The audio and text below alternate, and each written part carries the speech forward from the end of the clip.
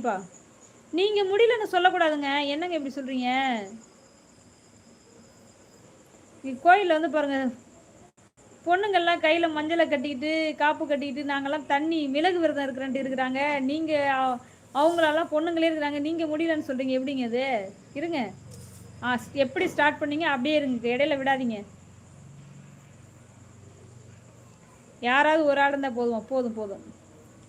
அதுவும் ஒரு வேளை தான். ஆமா. நான் போன வருஷம் அப்படிதான் இருந்தேன். இந்த வருஷம் என்னால முடியல.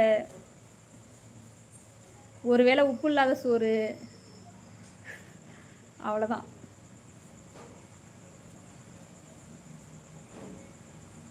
இல்லைன்னா உப்பு இல்லாமல் சாப்பிட்டுக்கோங்க மகாராஜன். பால் சோறு இல்லைன்னா தயிர் சோறு உப்பு இல்லாமல் சாப்பிடுங்க. வாங்க தமிழ் செல்வி, இரவு வணக்கம். இரவு வணக்கம். வாங்க, நல்லா இருக்கீங்களா? இந்த மிளகு விரதம் தான் இருக்கு. மிளகு விரதம்னா அப்போ உப்பு இல்லாதையும் சாப்பிட வேணாம். மிளகு விரதமே இருங்க.